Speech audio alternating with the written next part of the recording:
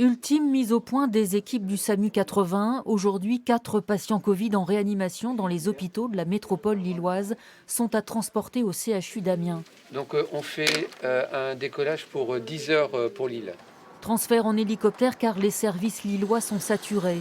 2 médecins, un infirmier plus l'équipage partent chercher un premier patient. Durée du vol 20 minutes entre Amiens et Lille. Pendant la première vague, c'était le CHU d'Amiens qui était le plus sollicité. Et donc Lille est venue en aide pour prendre des patients.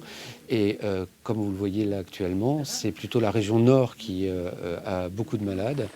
1 heure plus tard, le patient lillois de 68 ans en détresse respiratoire due au Covid atterrit sur le toit de l'hôpital d'Amiens. Est-ce qu'il est conscient, le patient, de ce transfert en hélico? Il est sédaté, donc non, il y a toujours une part de... Il ne sera pas totalement conscient. Le patient est dirigé en réanimation. Il devrait y rester une quinzaine de jours. On comprend que ce soit très difficile pour les patients d'avoir leurs familles qui sont très loin, très éloignées, mais on essaie de les tenir au courant au mieux possible en les appelant. Et on a mis en place une communication grâce à des tablettes. 10 patients lillois transférés en mars dernier, 8 patients pour cette deuxième vague. Le pont aérien fonctionne bien. Les premières vagues de transfert que l'on a fait au mois de mars nous a permis de lever les difficultés que l'on pouvait rencontrer. Et évidemment, cette deuxième vague de transfert, on l'aborde plus sereinement.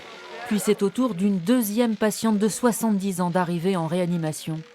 Cette patiente va être prise en charge de la même manière qu'au centre hospitalier universitaire de Lille, avec les mêmes soins et les mêmes techniques.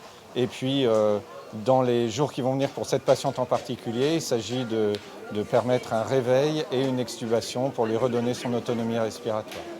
En tout, 27 patients Covid sont hospitalisés au CHU d'Amiens. Un autre transfert en hélico est prévu demain entre l'hôpital de Tourcoing et celui d'Amiens.